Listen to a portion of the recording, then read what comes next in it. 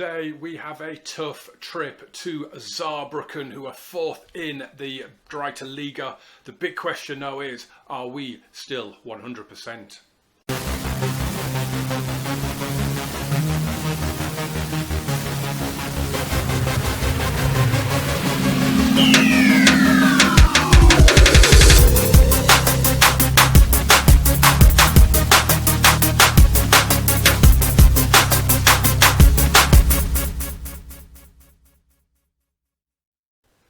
Hello there, welcome back to the channel. Thank you as always for clicking play. As always, if you are new around here and you like what you see, smash that like button, hit subscribe, turn on the notifications. We're going to get straight into rounding up the matches since that last episode against Hansa Rostock.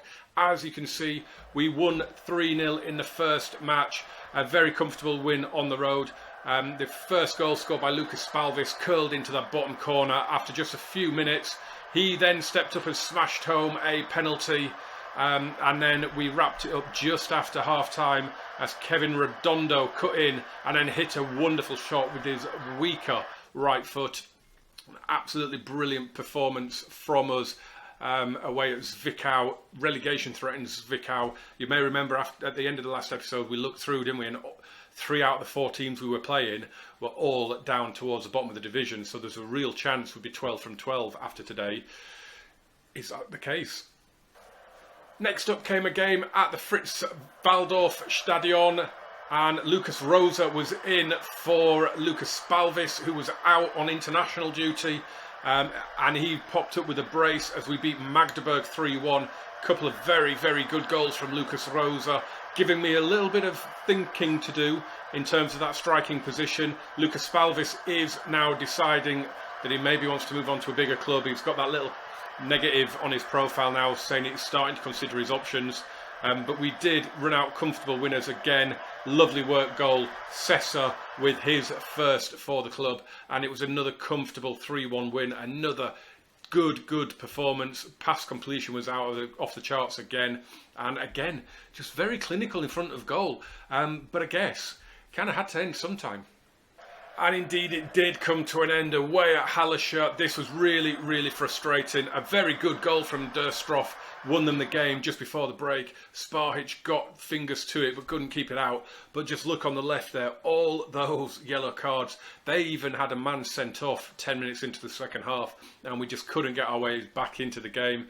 Again, really good pass completion. It might even be our best of the season. I think we had a 93 at one point. 2/3 of the possession, 15 shots, but this time we only put 3 on target. We never really looked like we're going to win. We can't complain. Really frustrating as well, because we were on 10 from 10 in the league, which was a joint league record. If we'd have won this game, we would have been record breakers. So very, very, very annoying to lose this one. But we got back on track in the next game against Lübeck. We went 2-0 up and we were cruising, Spalvis and Winkler with the goals. But then Lübeck managed to get it back to 2-2. I swear Benjamina was offside in that goal, and I'm pretty sure he was, but there's no VAR. It's the German 3rd division at the end of the day. There's no VAR. They got it back level. Benjamina again with a brilliant finish, taking advantage of that high line, which I'm still keeping at the minute because we're outscoring opponents generally. But I am tempted to get rid of it. A brilliant header though here from Gottwald got us back in front. A stunning header. And then we wrapped it up with a couple of minutes to go. Another really, really wonderful move finished off by Kleinsorger. And it is a 4-2 win in the end. We didn't get away with it because we were by far the better team. Again, as you can see from the stats, by far the better team. But we were made to work for it. And I am starting to think I need to drop that high line back. It is on the agenda, but I just like the fact there are goals. I just like to see goals. And at the moment, we're winning games, so I'm not really that fussed. Incidentally, that game against Hallerscher, it's the first time at all, ever, in FM21 that I've not scored. So we do have a dirty red mark now on our schedule, which is a bit annoying, but it was going to come. It had to happen. We didn't really get FM'd. Yes, we were the better team. Yes, we had more shots, but we didn't really create anything. But it was good to get back on track. Lübeck were 4th coming into the match. And as I said, today we're away at Saarbrucken, who were 2nd at the end of the last episode when we trailed forward to this one.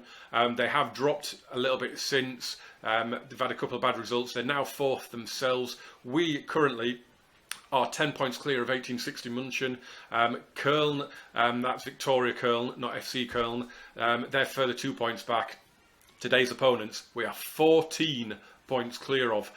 So we're going to go there with nothing to lose. I was tempted, because it's quite a tough away game. I was tempted to go with the attacking, with the back 3 formation, but I've decided to go with this one for now, and we'll see what happens in the game.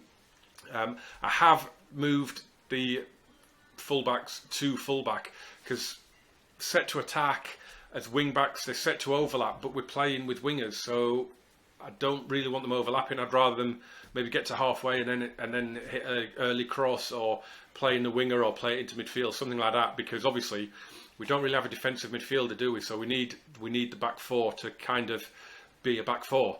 So that's what we're going with. Lucas Spalvis, the guy's a machine. He does need a rest. He does need a rest, and I'm wondering, should we give Lucas? We will give Lucas Rosa the game, or do I?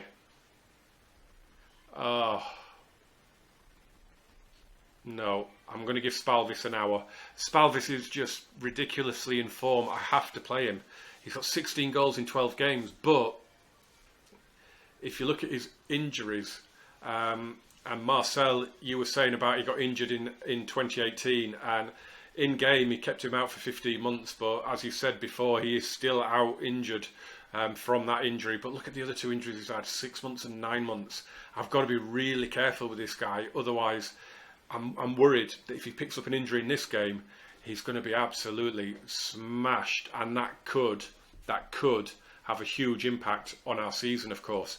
So I'm going to try and get an hour out of him today, because it is Saarbrücken. It's a huge match.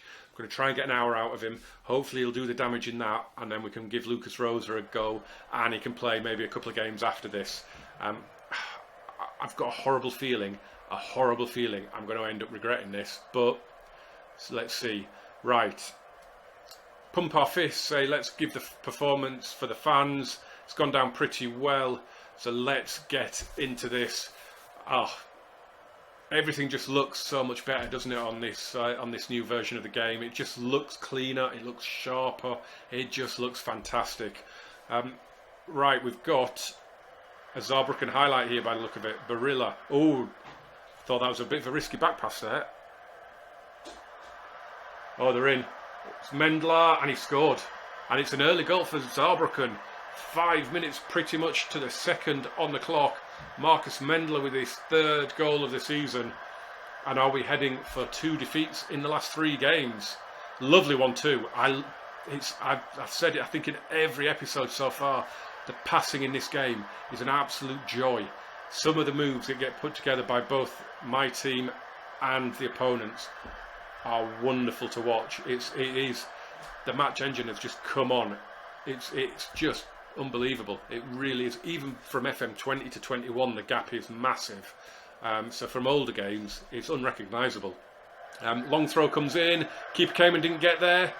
Oh, and that's not good. Really, a clear-cut chance highlight for that. Oh, Ritter got a volley in, didn't he? And it got blocked. So we're doing all right looking at the stats. We're not dominating the possession for the first time, I think, this season. But we're having all the shots. I'm not sure on this camera angle still. I'm wondering whether to go back to the one that I like to use, the TV one. But here we go with Ritter. Not really got a lot of support, and that's a brilliant tackle. Oh, I've got to pause that there. Oh, that was... I would be fuming if that was given against me. I would be absolutely fuming. In fact, I am going to change the camera because I don't know. Is it? Yeah, we'll stick it back on TV. Whoa. Yeah, we'll stick it back on TV. It's better on TV, isn't it? Right, Lucas Spalvis with the run-up, and he scored. We are back on terms, and he's got a goal, which means I can take him off now without too much worry. That's all that matters. I like the top-down view here, the old spider cam as well. Quite like that view for the replays. So I think we'll hold on to that. I mean, I'd have been, if that was me, if we'd conceded that penalty, I'd be gutted, because it was a tough challenge. It was a rough challenge, but my God, it was a good challenge. It was a great tackle. It was never ever a penalty. Oh no. Okay, Lucas Spalvis is coming off. I knew I was going to regret it. He's got a tight hamstring. Oh, I knew I was going to regret it. We need to get him off the pitch. Helt plays it forward. Oh, I should have put him on the bench. I shouldn't have played him in this game. He's played 4. It's insane, his international call-ups. He's hit the inside of the post there for Rosa. Oh, he was unlucky. Brilliant pass through to Jakob. Mendler then helps it on, and I just love it. It's just one touch, isn't it? It's just one touch. It's beautiful football. Right, he's got to go. He's got to come off. He's got a goal. That's fine.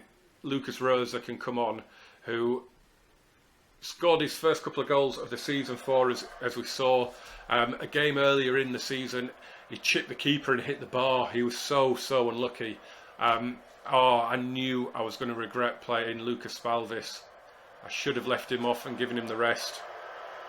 I hope he's not out for long. Here's Helt. Nice ball in! And Lucas Rosa has scored before half-time. He's only been on the pitch, what is it, about 5 minutes, I think. It was just before 40, I think we brought him on. And it's Helt who comes forward here. And that's what I like. Oh, it's a brilliant finish. Brilliant volley. That's what I like from my fullback. I just, towards the 18-yard box, and then cross it. That's what we want to see. We're having a look for the tight offside. That's not even close. And it's a brilliant finish. And it's 2-1. He came on, I'm not actually sure when I think he was on the pitch for 5 minutes. Something like that. Brilliant. Brilliant. Okay. Oh, I'm sorry, Mr. Spalvis. I hope you're alright. Right, pump the fists and just go with that one. That looks good. Let's get back out there. I am going to be... I mean, we are playing well at the minute.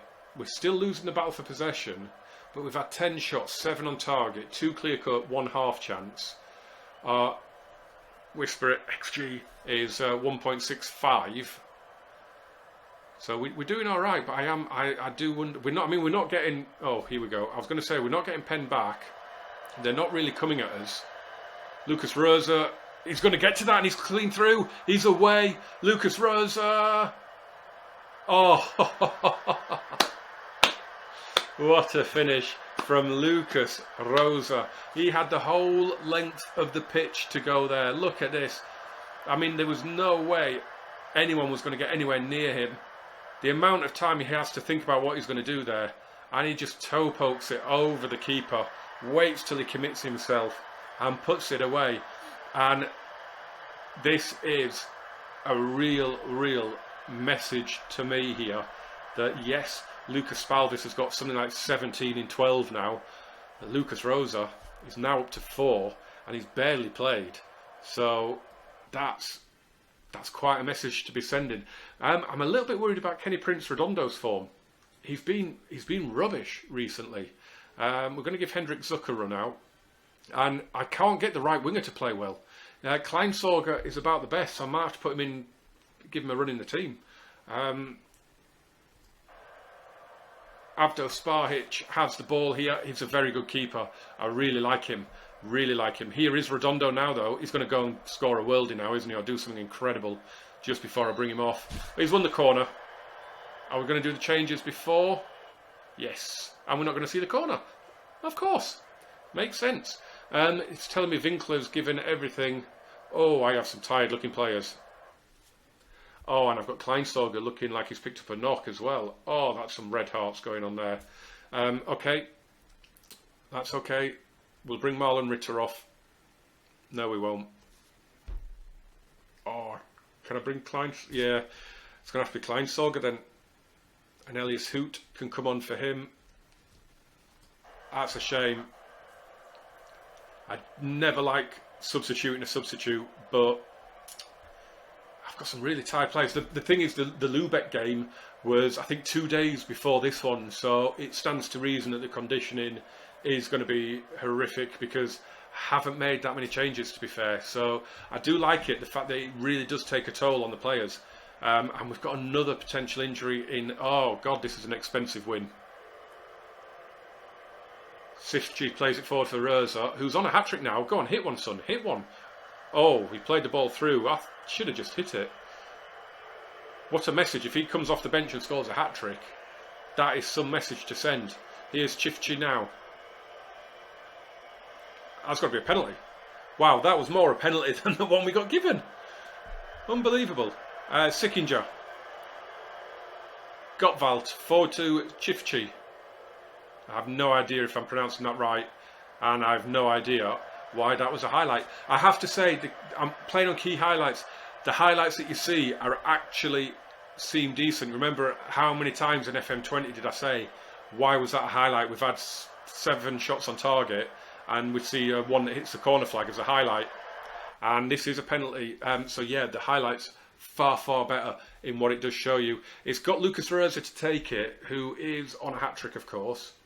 And, well, it's either him or Ritter, isn't it? But it's got to be Lucas Rosa. I always look at the body language as well when it comes to a penalty. He looks convinced. I'm liking that. So up he steps and scores his hat-trick goal. Oh, what a message this is. 4-1 we lead away at Saarbrucken. Rosa is saying, you should have started me. You've lost your star striker to injury, and I've just come on and scored a hat-trick.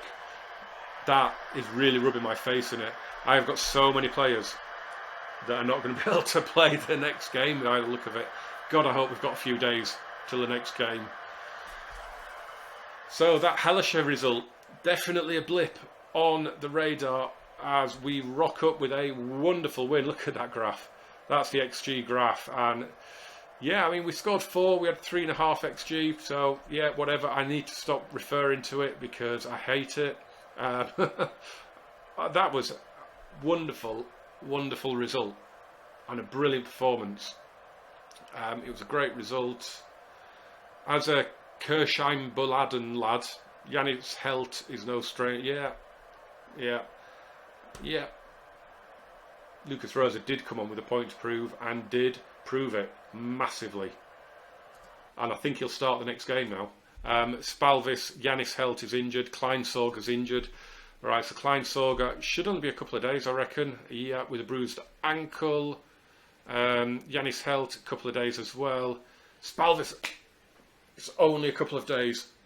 It is only a couple of days, but I think I might have a chat with him and give him a break because he does need one.